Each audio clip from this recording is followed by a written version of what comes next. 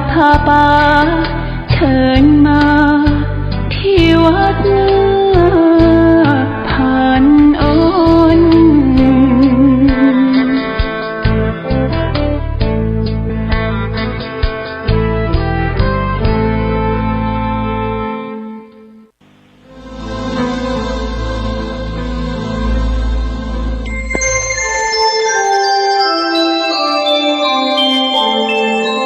ขณะนี้ท่านกำลังฟังสถานีวิทยุกระจายเสียง FM 104.5 เมกะเฮิรตซ์นะโมตัสสะภะคะวะโตอะระหะโตสัมมาสัมพุทธัสสะขอความนอบน้อมจงมีแด่องค์สมเด็จพระบรมศาสดาสัมมาสัมพุทธเจ้าพระธรรมและพระอริยสงฆ์สาวกทั้งหลายขอเจริญพรกับคณะสัทธาญาติโยมสาธุชนทุกท่านวันนี้อาตมาภาพก็จะได้นำเอาเรื่องพระมหากัปปินะเถระอันมีมาในคัมภีร์อรรถกถาธรรมบทขุททกานิกายพระสุตตันตปิฎกซึ่งเป็นตอนที่2จะได้นำมาอธิบายชี้แจงแสดงให้กับคณะสัทธาญาติโยมสาธุชนทุกท่านดำเนินความว่าเตปิวานิชชาการาชากุรังคันตวาฝ่ายว่าพวกพ่อค้าทั้งหลาย500เหล่านั้นครั้นเดินทางไปถึงพระนครแล้วก็พากันไปยังพระราชวังแจ้งพระราชหัตถเลขาที่พระราชาทรงฝากมานั้นให้เจ้าหน้าที่ราชสำนักทราบครั้นพระราชเทวีทรงตรัสอนุญาตให้เข้าเฝ้าแล้วก็พากันเข้าไปถวายบังคมแล้วก็นั่งอยู่ณที่สมควรส่วนข้างหนึ่งขณะนั้นพระราชเทวีมีพระราชสวนีตรัสถามพ่อค้าเหล่านั้นว่าพ่อมหาจำเริญทั้งหลายพวกท่านทั้งหลายพากันมาณที่นี้ด้วยมีความประสงค์อะไรพวกพ่อค้ากราบทูลว่าหม่อมฉันทั้งหลายพระราชามีพระราชบัญชาสั่งให้มาเฝ้าพระแม่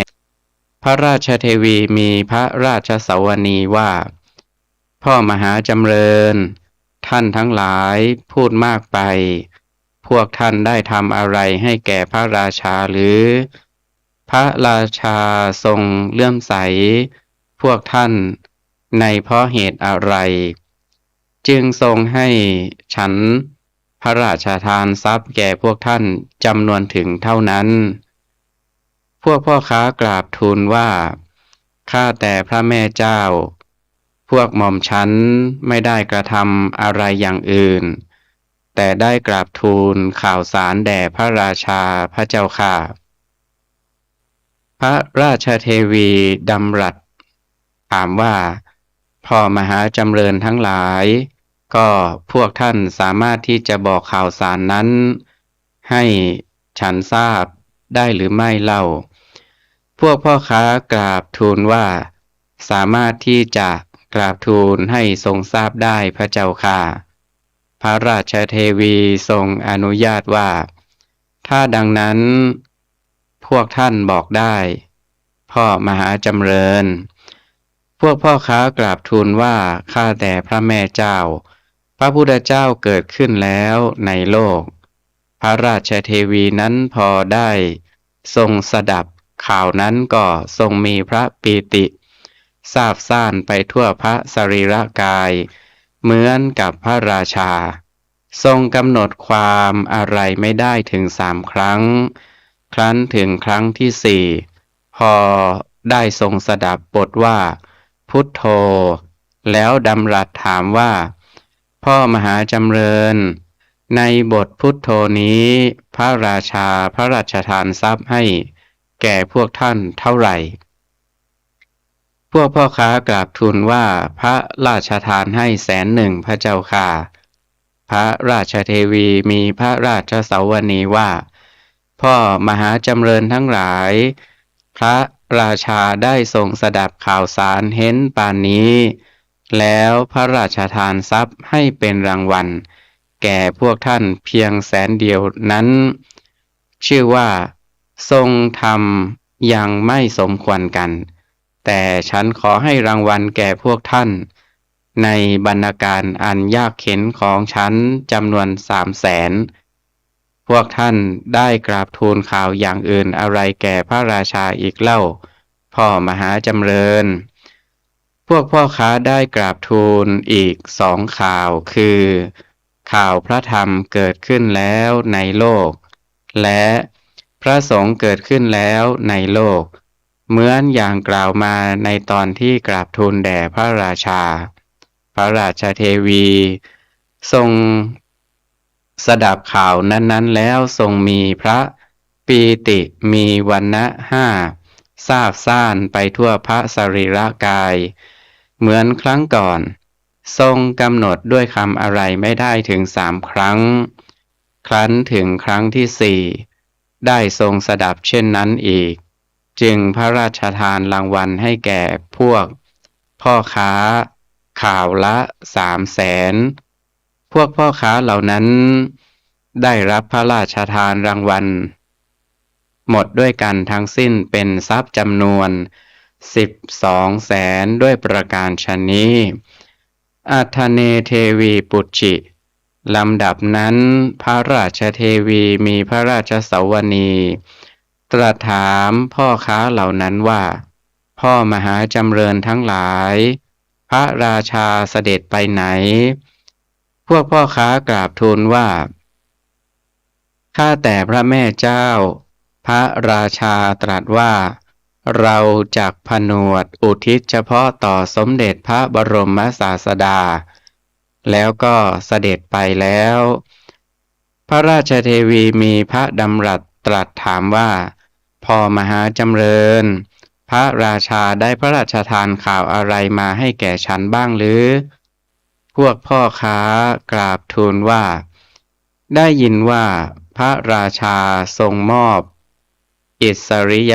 ยศสมบัติถวายแด่พระแม่เจ้าหมดทุกอย่างได้ยินว่าขอพระแม่เจ้าจงทรงเสวยพระราชสมบัติ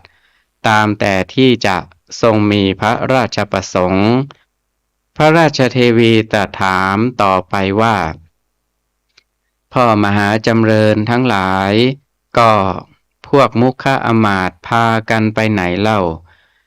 พวกพ่อค้ากราบทูลว่าแม้พวกมุขอมาตย์เหล่านั้นพูดว่าเราก็จักบวชโดยเสด็จพระราชาแล้วพากันตามเสด็จไปแล้วพระเจ้าค่ะพระราชเทวีทรงรับสั่งหาบรรดาภริยาของมุขอมาตย์ให้มาเฝ้าแล้วมีพระราชสวนีปรึกษาว่าแม่มหาจำเริญทั้งหลายสามีของพวกเธอพูดว่าจักบวชตามเสด็จพระราชาแล้วก็พากันตามเสด็จไปแล้วพวกเธอจักทำอย่างไรกันพวกภริยามุขอมาตย์กราบทูลถามว่าข้าแต่พระแม่เจ้าก็สามีของพวกหม่อมฉันนั้นส่งข่าวมาให้แก่พวกหม่อมฉันว่าอย่างไรพระเจ้าค่ะพระราชเทวีตรัสตอบว่าได้ยินว่าสามีของพวกเธอนั้นสละสมบัติของตนให้แก่พวกเธอทั้งหมดได้ยินว่าพวกเธอจงบริโภคใช้สมบัตินั้นๆตามความประสงค์ของตนพวกภริยามุขอมาตย์กราบทูลถามพระราชเทวีว่าข้าแต่พระแม่เจ้าก็พระแม่เจ้าจักทรงปฏิบัติอย่างไรพระเจ้าข้าพระราชเทวีทรงตอบชี้แจงอย่างคมคายว่าแม่มหาจำเริญทั้งหลายพระราชานั้นครั้นได้ทรงสดับข่าวอันเป็นมงคลได้ทรงดำรงพระองค์ไว้ในทางที่ถูกก่อนทรงบูชาพระรัตนะทั้ง3ด้วยทรัพย์300,000แล้วทรงสละพระราชสมบัติ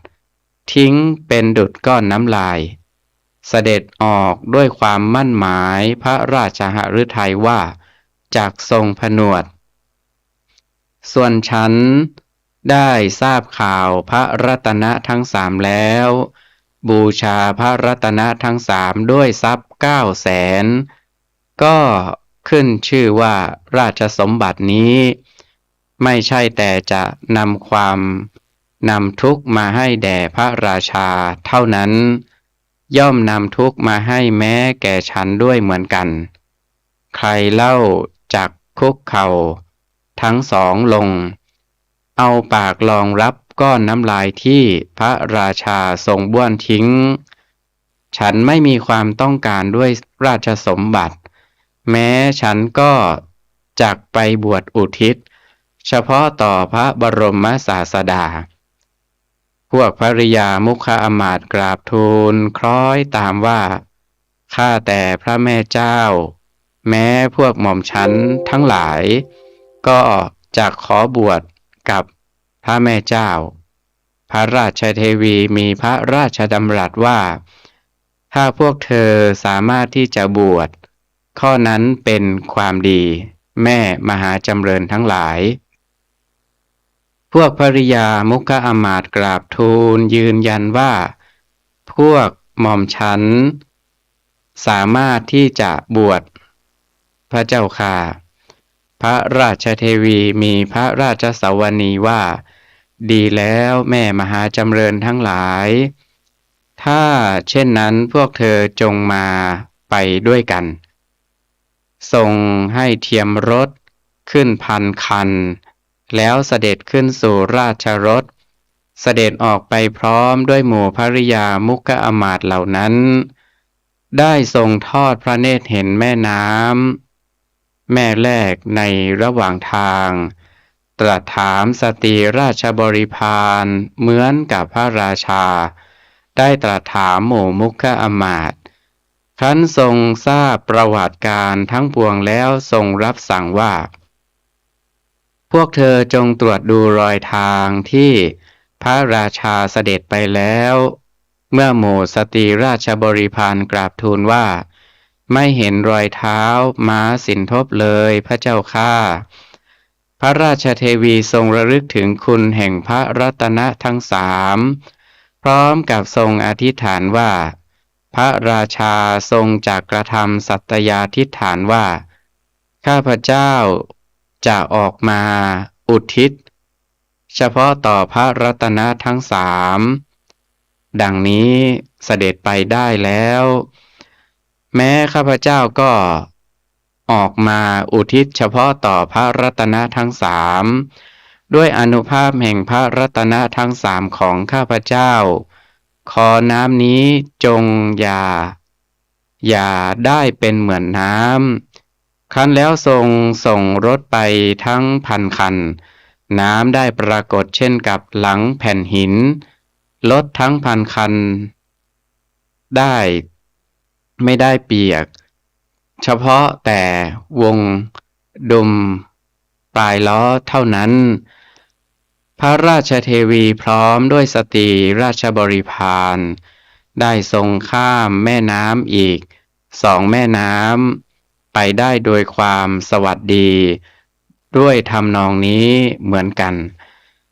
อรรถสถานในการครั้งนั้นสมเด็จพระบรมศาสดาครั้นทรงทราบว่าพระราชเทวีเสด็จมาได้ทรงบันดาลให้ภิกษุทั้งหลายซึ่งนั่งอยู่ที่สำนักของพระองค์นั้นมิให้ปรากฏเห็นตัวฝ่ายพระราชเทวีเมื่อเสด็จมาโดยลำดับได้ทอดพระเนตรเห็นพระรัศมีอันพุ่งออกจากพระสรีระกายของสมเด็จพระบรมศาสดาแล้วทรงพระราชดำริเหมือนกับพระเจ้ามหากัปปินราชาทรงน้อมพระองค์ลงเสด็จเข้าเฝ้าสมเด็จพระบรมศาสดาถวายบังคมแล้วประทับยืนอยู่ณที่สมควรส่วนข้างหนึ่งแล้วกราบทูลถามว่าข้าแต่สมเด็จพระพุทธองค์ผู้ ทรงพระคุณอันประเสริฐพระเจ้ามหากัปปินะเสด็จออกมาอุทิศเฉพาะต่อสมเด็จพระพุทธองค์คงจะเสด็จมาณที่นี้เดี๋ยวนี้พระองค์เสด็จไปไหนขอสมเด็จพระพุทธองค์ทรงพระกรุณาชี้บอกพระเจ้ามหากัปปินะแก่หม่อมฉันด้วยเถิดพระพุทธเจ้าข้าสมเด็จพระบรมศาสดาตรัสปฏิสันถานว่าเชิญประทับนั่งก่อนเถิดพระนางจักทรงเห็นพระเจ้ามหากัปปินะนั้นณที่ตรงนี้นั่นแหละหมู่สตรีซึ่งมีพระราชเทวีเป็นประมุขเหล่านั้นต่างก็พากันมีจิตร่าเริงยินดีพร้อมกันนั่งลงด้วยความหมายใจว่าครั้นนั่งแล้วก็จักได้เห็นสามีของตนณที่ตรงนี้สมเด็จพระบรมศาสดาได้ทรงแสดงพระธรรมเทศนาอนุปุพพิกถาโปรดสตรีเหล่านั้นในเวลาจบพระธรรมเทศนาพระนางอโนชาราชเทวีพร้อมทั้งสตรีราชบริพารก็ได้บรรลุโสดาปัตติผลฝ่ายพระมหากัปปินะเถระพร้อมทั้งภิกษุบริวารฟังพระธรรมเทศนาที่สมเด็จพระบรมศาสดาทรงอธิบายขยายความแก่หมู่สตรีเหล่านั้นก็ได้บรรลุพระอรหันต์พร้อมด้วยปฏิสัมภิทาญาณทั้งสี่ในทันใดนั้นสมเด็จพระบรมศาสดาก็ทรงแสดงภิกษุเหล่านั้นผู้บรรลุเป็นพระอรหันต์แล้วให้สตรีเหล่านั้นได้เห็นได้ยินว่าถ้าสตรีเหล่านั้นได้เห็นสามีของตนผู้ทรงผ้ากาสาวพัสมีศีรษะอันโล้นในขณะที่มาถึงครั้งแรกจิตก็ไม่มีอารมณ์เป็นหนึ่งด้วยเหตุนั้นจักไม่อาจได้บรรลุมรรคผลทั้งหลายเพราะฉะนั้นสมเด็จพระบรมศาสดาจึงทรงแสดงภิกษุเหล่านั้นผู้บรรลุพระอรหันต์แล้วให้สตรีเหล่านั้นเห็นในเวลาที่ดำรงมั่นอยู่ในศรัทธาอันไม่หวั่นไหวแล้วคือสำเร็จเป็นพระโสดาบันอริยบุคคลแล้วด้วยประการฉะนี้ตาปิเตทิสวาฝ่ายสตรีผู้ภริยาเหล่านั้นครั้นเห็นภิกษุผู้สามีเหล่านั้นแล้วก็พากันกราบด้วยเบญจางคประดิษฐ์แล้วเรียนว่าถ้าข้าแต่พระคุณเจ้าทั้งหลายท่านทั้งหลายได้บรรลุถึงซึ่งที่สุดแห่งกิจบรรพชิตแล้วครั้นแล้วกราบถวายบังคมพระบรมศาสดายืนอยู่ณที่สมควรส่วนข้างหนึ่งแล้วพร้อมกันทูลขอบรรพชาส่วนสมเด็จพระบรมศาสดาได้มีพระพุทธดำรัสตรัสสั่งกับอุบาสิกาเหล่านั้นว่าท่านทั้งหลายจงพากันไปเมืองสาวัตถีแล้วบวชในสำนักแห่งภิกษุณีต่อไปอุบาสิกาเหล่านั้นพากันเดินทางไปโดยลำดับในระยะทางระหว่างทางมีมหาชนจัดเครื่องสักการะบูชาเป็นระยะไปได้เดินทางด้วยเท้าสิ้นระยะทาง 2,000 โยชน์ก็ถึงเมืองสาวัตถีได้บวชอยู่ในสำนักภิกษุณีต่อมาก็ได้บรรลุพระอรหัตผลสำเร็จเป็นพระอรหันต์ขีณาสพสิ้นทั้งมวลฝ่ายสมเด็จพระบรมศาสดาได้ทรงนำภิกษุจำนวน 1,000 เสด็จกลับมาสู่พระเชตวันมหาวิหารโดยทางอากาศด้วยประการฉะนี้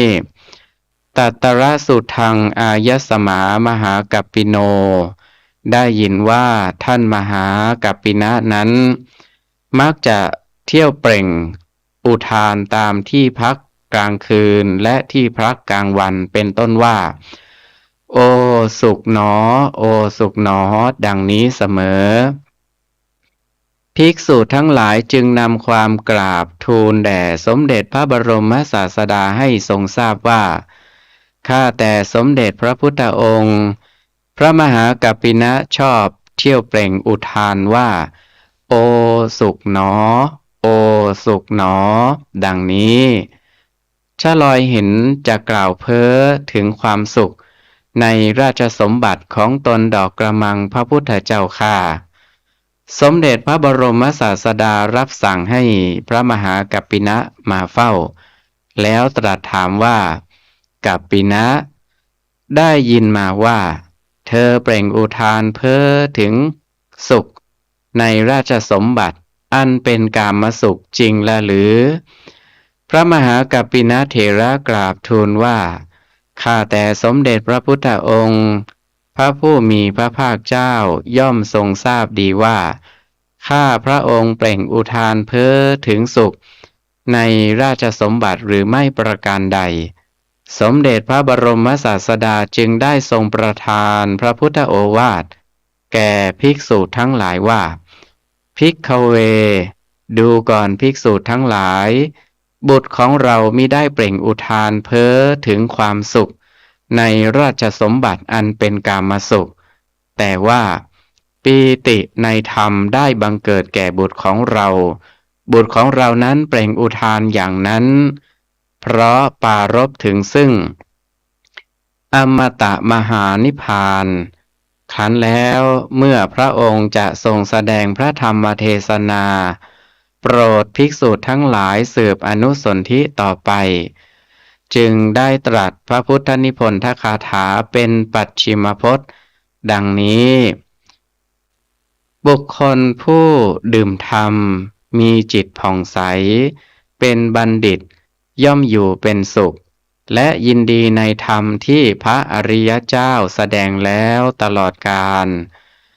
ภิกษุทั้งหลายจำนวนมากซึ่งฟังธรรมอยู่ณสมาคมนั้น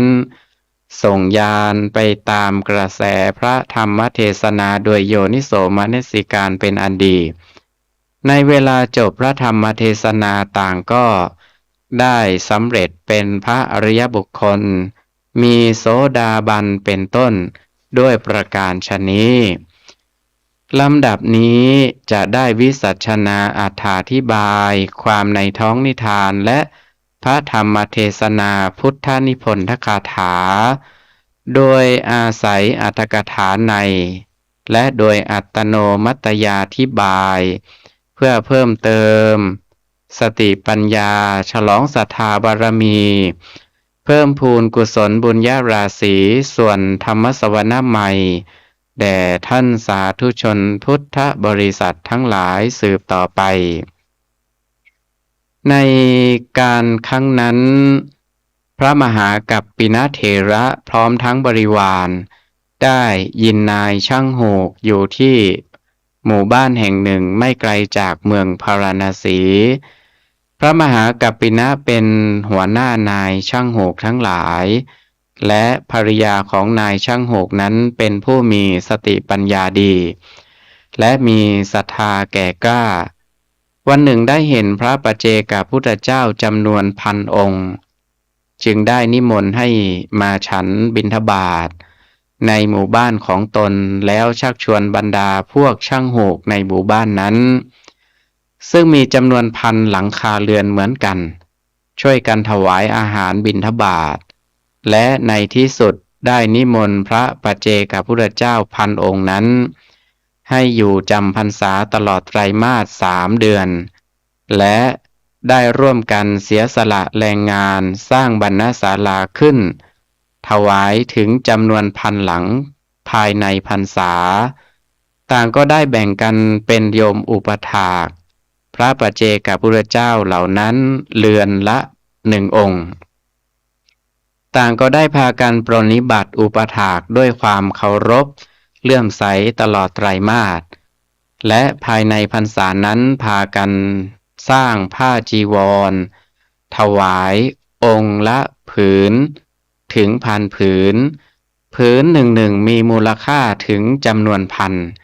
และด้วยอานิสงส์นั้นส่งให้ตระกูลนายช่างโหกนั้นทั้ง1,000 ตระกูลนั้นได้ไปบังเกิดเป็นเทพบุตร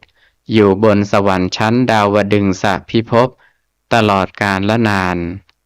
ครั้นจำเนียนการต่อมาในศาสนาของพระกัสสปะสัมมาสัมพุทธเจ้าคณะเทพบุตรเหล่านั้นก็ได้กลับลงมาบังเกิดเป็นกุดุมพี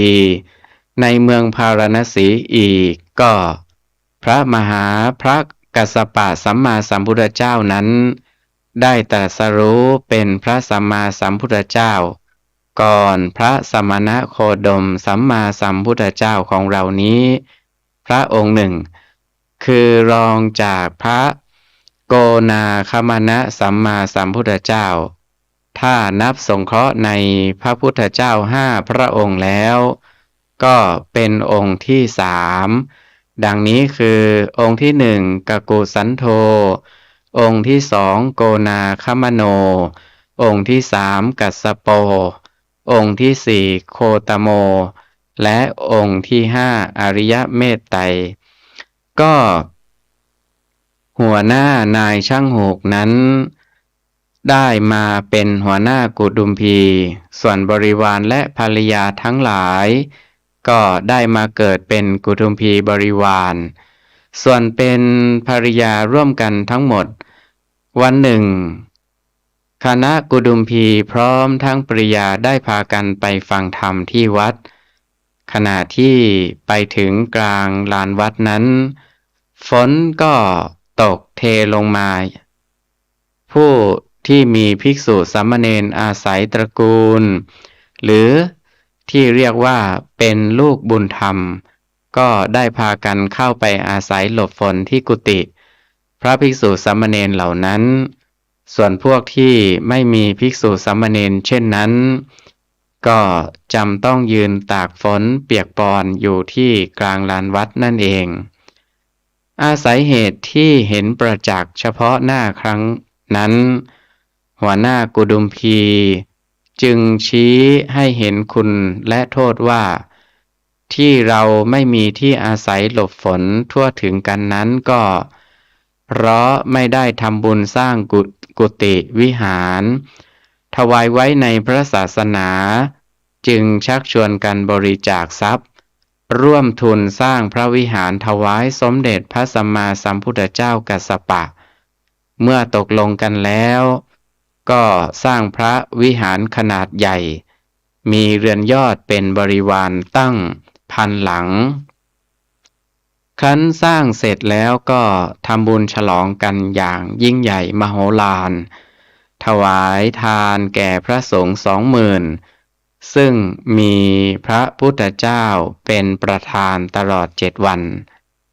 ในการทำบุญครั้งนั้นภริยาของหัวหน้ากุดุมพีเป็นผู้มีปัญญาและเจริญด้วยศรัทธาแก่กล้าเป็นพิเศษได้จัดแจงตกแต่งดอกอังกาบและผ้าสาดกสำหรับทำจีวรราคา1,000ไปเป็นส่วนพิเศษกว่าคนอื่นๆทั้งหลายครั้นก่อนแต่พระสงฆ์จะอนุโมทนานางก็ได้น้อมดอกอังกาบ